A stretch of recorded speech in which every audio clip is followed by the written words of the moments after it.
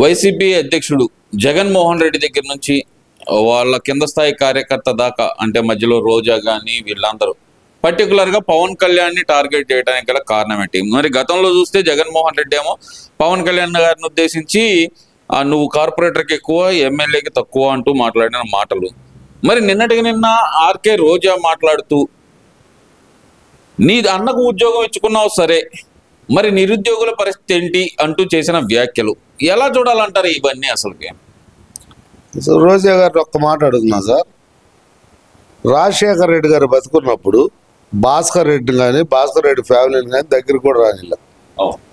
ఏమండి, మరి ఇదే జగన్మోహన్ రెడ్డి వచ్చిన తర్వాత అవినాష్ రెడ్డికి ఎంపీ పదవి ఇచ్చాడు, వైవి సుబ్బారెడ్డికి ఎంపీ పదవి ఇచ్చాడు. మరి వీళ్ళు ఎవరండి? వీళ్ళు ఏమైనా రాజకీయ నిరుద్యోగులా లేకపోతే నిరుద్యోగులా? విజయసాయి రెడ్డి కావచ్చు, అవినాష్ రెడ్డి కావచ్చు, మళ్ళా ఈయన ఒంగోలు ఆయన బాలినేని శ్రీనివాస్ రెడ్డి, మొత్తం నీ చుట్టాలేగా. మరి నీ ఇంట్లో నేర్చుకున్న ఉద్యోగాలన్నీ నిరుద్యోగుల గురించి మాట్లాడే అసలు అది నీకుందా రోజా? నిరుద్యోగుల గురించి మాట్లాడేది నీకుందా? అధికారం నీకుందా? అసలు ఆ పద్ధతి నీకుందా? నిరుద్యోగులు అంటే ఎవరు? చదువుకున్న వాళ్ళు, స్టూడెంట్స్. వాళ్ళకి ఏం కావాలా? కంపెనీలు కావాలా. మీ జగన్మోహన్ రెడ్డి 3 రాజధానులని 4 రాజధానులని డ్యాన్స్ చేసినప్పుడు నువ్వు యాడ్ చేసావమ్మా. జబర్దస్త్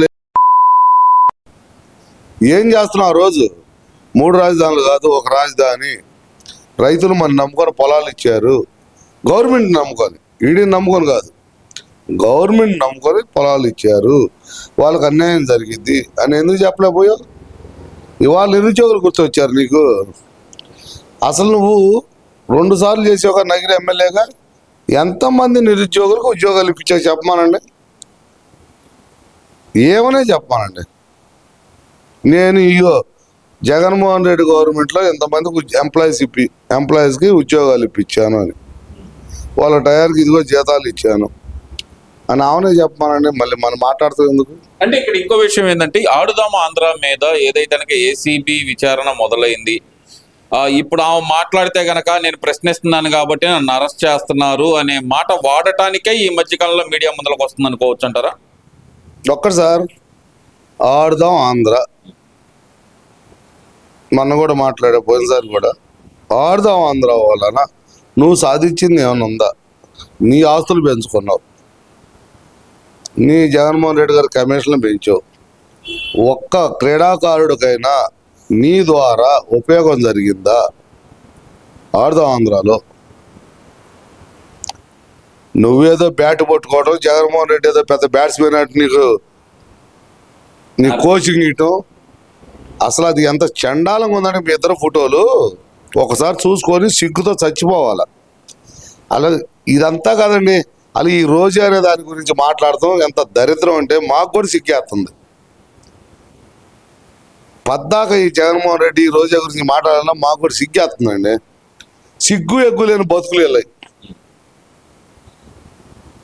అంటే ఇక్కడ ప్రధానంగా చూసుకుంటే సరే వాళ్ళ గురించి తీసి పక్కన పెట్టండి. మరి చంద్రబాబు నాయుడు గారు ఒక వ్యాఖ్య చేశారు అసెంబ్లీలో, నా 45 సంవత్సరాల రాజకీయ చరిత్రలో ఏనాడు హత్య రాజకీయాలను ప్రోత్సహించలేదు అని చెప్పి చంద్రబాబు నాయుడు గారు ఏదైతే అనక స్టేట్మెంట్ ఇచ్చిన మరుక్షణం లక్ష్మీపార్వతి బయటకు వచ్చి హత్య రాజకీయాలకు ఆద్యుడే చంద్రబాబు నాయుడు అంటూ ఆమె ఇచ్చిన స్టేట్మెంట్ అసలు ఎలా చూడాలంటారు? హత్య రాజకీయాలు చంద్రబాబు గారు చేస్తే అసలు ఈ సన్నాసిది బతకదు, ఈ సన్నాసిది ఉండదండి. ఆ రోజు హరికృష్ణ గారి చేతిలో దెబ్బ చచ్చిపోయింది, రామారావు గారు చచ్చిపోయిన రోజు. నందమూరి తారక రామారావు అనే మహోన్నత వ్యక్తిని కాంగ్రెస్ వాళ్ళని అడ్డం పెట్టుకొని అనకూడదండి. చనిపోయాడు కోట్ల విజయభాస్కర్ రెడ్డి. విజయభాస్కర్ రెడ్డి గారిని అడ్డం పెట్టుకొని చంపిందే ఈ లక్ష్మీభారతి. ఏదో ఎన్నుపోటు ఒరుపోటు అంటారు, ఎన్నుపోటు కాదండి, పార్టీని బతికించుకోవడానికి చంద్రబాబు నాయుడు గారు చేశారు. ఎన్టీ రామారావు గారిని చంపింది కేవలం లక్ష్మీపార్వతి ఆస్తులు దొబ్బుదామని. వాళ్ళ కూతురు ఆస్తులు లాక్కుంది, తర్వాత కోర్టు కొట్టేసింది, బయటకు పోయింది. ఏమండి, ఒక ఇళ్లలో పాచి పని చేసుకునేది, ఇల్లంటే పాచి పని చేసుకునే వీళ్ళ అమ్మ వీళ్ళ అమ్మ బతికిన బతికేందండి. వెళ్ళంటే పనులు చేసుకునేది. వాళ్ళు ఎస్పీ అని పిలవడం కూడా తెలియదు వాళ్ళ అమ్మకి. ఒరే పెద్ద పోలీస్ అనేది.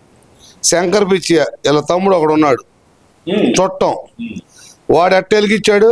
వాళ్ళు ఏమైపోయారండి, కాలగర్భంలో కలిసిపోయారు. ఈ లక్ష్మీభారతికి సిగ్గు శరం అనేది ఉంటే నిజంగా ఆడదైతే, నిజంగా నిజంగా నా వాచ కర్మణ ఎన్టీ రామారావు గారి భార్యను అనుకుంటే రామారావు గారి గురించి కానీ తెలుగుదేశం పార్టీ గురించి కానీ ఈ సన్నాసితో ఒక్క మాట కూడా మాట్లాడకూడదు. అట్టుందనుకోండి పద్ధతిగా ఉంటుంది, దాని విలువ ఉంటుంది. ఇవాళ ఈ సార్ అనకూడదు, ఆడది మా పార్టీ మాకేమో విలువలు నేర్పింది, దబక్కలు వస్తుంది. ఈ సరైనది అయితే ఎన్టీ రామారావు ఫ్యామిలీ గురించి కానీ, అసలు ఎన్టీ రామారావు ఫ్యామిలీ గురించి మాట్లాడే అధికారం నీకు ఏడ వచ్చింది, అంత విలువ నీకు ఏడ ఉంది? అంటే అతనైనా నన్నే బయటకు పంపించాడు, మామకు వెన్నుపోటు పొడిచాడు, పార్టీ లాక్కున్నాడు. ఈ 95లో చంద్రబాబు నాయుడు ముఖ్యమంత్రి అయిన మరుక్షణమే 14 హత్యలు చేపించాడు, సుపారీలు ఇచ్చి హత్యలు చేపించాడు. చంద్రబాబు నాయుడు నైజం అంటూ మాట్లాడుతుంది కదా మరి. సరే ఈ సన్నాసి దాన్ని చెప్పానండి, వీరగంధ వెంకట సుబ్బారావు గారి దగ్గర ఇలాకలు ఏమైనా తీసుకుందా? ఇప్పుడు వాళ్ళు కొడుకున్నాడు వీరగంధం కోటేశ్వరరావు, డాక్టరు వీరగంధం కోటేశ్వరరావుగా విడాకులు తీసుకుందా? వీరగంధం వెంకట సుబ్బారావు దగ్గర విడాకులు తీసుకుందా? రామారావు గారిని చేసుకున్నాను, రామారావు గారి భార్యని, నా పేరు నందమూరి లక్ష్మీభారతి అంటుంది, అలాంటి విడాకులు తీసుకోండి ఎట్లా చేసుకున్నావు? సరే ఆ రోజు ఏదో అన్నగారు పొరపాటు పడ్డాడు, అదే ఆడదాని మన రాజ్యాలు పోతాయి అన్నారే, మనమేం ఇదివరకు సోషల్ స్టడీలో చదివాం, డైరెక్ట్ కల్లారు చూపెట్టింది. ఏమా చంద్రబాబు గురించి మాట్లాడతాం, తెలుగుదేశం పార్టీ గురించి మాట్లాడతాం, దెయ్యాలు వేదాలు వల్లించినట్లే. జగన్మోహన్ రెడ్డి మీదే 2 సార్లు హత్యా ప్రయత్నం చేయించాడు. ఒకటి కోడికత్తి కేసు, రెండోది గురి చూసి కొట్టగలిగిన ఒకరిని నియమించి విజయవాడలో రాయి తీసుకుని కొట్టించి చంపాలని చూశాడు, కణత మీద కొట్టించి అని చెప్పి చెబుతుంది కదా మరి. ఒక విషయం సార్, నేను రోడ్డు మీద నుంచుంటా, ఒక రాయి వేయమనండి నాకు, ఇదే లక్ష్మీభారతి నుంచి రాయి మనం డైరెక్ట్గా, ఈ రాయి జంప్ అయి పక్కోడి తగిలిద్దా? అది రబ్బర్ బాల్ ఒకటి పెట్టి డ్రామా చేశారు. అసలు నీకు సిగ్గు శరం ఉందే? వాడు ఒకరోజు ఎడం కట్టేసుకున్నాడు, ఒకరోజు కుడి కన్ను కట్టేసుకున్నాడు, ఎల్లంపల్లి శ్రీనివాసు. ఇంకా నువ్వు ఆడదాన్ని అనుకోవటం కూడా తప్పే. మేము ఇప్పుడు దాకా ఆడదాన్ని గౌరవిద్దాం అనుకున్నాం, నీ అంత లేబర్ మొక్కది లేదు దేశంలో. ఇప్పటికైనా సిగ్గు తెచ్చుకొని బతికితే బతుకు, లేదా ఆడవాళ్ళు నీ పళ్ళు రాలగొట్టి నీ బెండు చేస్తారు. దీనిలో మాత్రం గ్యారెంటీ చెబుతున్నా, ఒక తెలుగుదేశం వాళ్ళు కాదు, ప్రతి ఆడది నువ్వు చేసే పనులకి నీ వంటి ఏ భాగం అయ్యి అసలు చీ అనుకుంటున్నారు. కోడికత్తి కేసు గురించి మాట్లాడుతున్నా కదా మరి, ఆ కోడికత్తి కేసు గురించి ఏం చెప్తారు? సరే కోడికత్తి జరిగింది సార్, జగన్మోహన్ రెడ్డి కోర్టుకు ఎందుకు పోవాలా? కోడికత్తి శ్రీనివాస్కి బెయిల్ వచ్చింది కదా, బెయిల్ లేకుండా ఎందుకు ఆపారు 2 రోజులు? నువ్వు కోర్టుకు ఎందుకు పోవాలా? నీ మీద హత్యా ప్రయత్నం చేశారుగా. ఏమయ్యా, ఇక్కడే వైజాగ్లో కోడికత్తి కేసు జరిగింది, ఇక్కడ అంగుళం దిగింది, హైదరాబాద్ పోయేవాడికి 5 అంగుళాలు ఎట్టయిందా అది?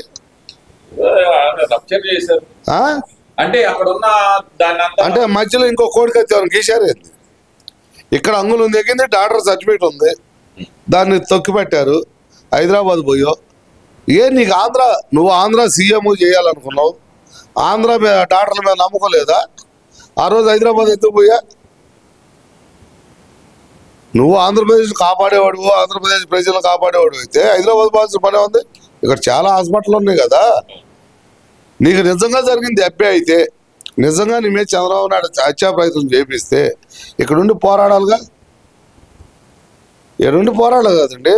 అసలు నీ బాబాయ్ చచ్చిపోతే సిబిఐ ఎంక్వైరీ అడిగింది నువ్వే, మళ్ళీ నీ గవర్నమెంట్ వచ్చింది, నీ చేతిలో ఉంది అధికారం మొత్తం. అసలు నా బాబాయిని నారాజుల రక్త చరిత్రని రాపిచ్చావుగా నీ పేపర్లో. మా బాబాయిని చంపింది ఎవరు, సిబిఐ ఎంక్వైరీ చేయండి అని సెంట్రల్ గవర్నమెంట్కి మీరే విన్నపం పెట్టి సిబిఐ ఎంక్వైరీ వేయకుండా సిబిఐ సిఐడి చాలు అన్నావు. ఇవన్నీ బయటకు చెప్పుకుంటున్నారు, జనాలే తెలుసు. ఇంకా మీరు సిగ్గు లేకుండా ఈ రోజా కావచ్చు, లక్ష్మీభారతి కావచ్చు, ఇంకోటి కావచ్చు, గొట్టంగాడు పేరు నానిగాడు, పేరుని కిట్టుగాడు, ఈ బఫూన్ నా కొడుకులంతా, ఒకడేమో దొంగ బియ్యంలో దొరుకుతాడు, నాది కాదు నా పెళ్ళాంది కూడా అని అంటాడు, పెళ్ళాం మీద కేసు పెట్టిన నా పెళ్ళాం కాదు నాది అంటాడు. ఏమండి, ఇంకొకడేమో కొట్కా గాండుగాడు, వాడి పైకి మాట్లాడదులే బాబు, వాడికి కింద ఒరికి జార్నీ అంటారు, జారిని అసలు లేవు, జారిపోయినాయి. మెయిన్ రెడ్ బుక్ రాజ్యాంగం అన్నారు. రెడ్ బుక్ రాజ్యాంగం రాంగ్ అయితే మీరు కోర్టుకు వెళ్ళొచ్చుగా. మీ 11 మందిని ప్రజలు నమ్ముకొని గెలిపించారు. సరే 11 కావచ్చు, 10 కావచ్చు, 1 కావచ్చు అండి. ఇప్పుడు ఇంతకుముందు కమ్యూనిస్ట్ వాళ్ళు ఇద్దరే ఒకళ్ళే గెలిచేవాళ్ళు, వాళ్ళు రాలేదు అసెంబ్లీలకి. వచ్చారు. పుచ్చలపల్లి సుందరయ్య గారు కావచ్చు, ఇంకోళ్ళు కావచ్చు, అసెంబ్లీకి వచ్చారుగా. 11 మందిని పెట్టుకొని నువ్వు అసెంబ్లీకి రాకుండా ప్రజలకు ఏం మెసేజ్ ఇద్దావు నువ్వు ఇవ్వాలా? ఏం మెసేజ్ ఇస్తున్నావు నువ్వు ఇవ్వాలా? నాకు పదవి ఉంటే చాలు, ప్రజలతో నాకు సంబంధం లేదు. నిజంగా నీకు ఓటేసినందుకు, నీ పార్టీ ఎమ్మెల్యేలను ఎన్నుకున్నందుకు ఆ 11 నియోజకవర్గాల ప్రజలు కూడా సిగ్గుతో తలంచుకునే స్టేజ్ తీసుకొచ్చావు నువ్వు.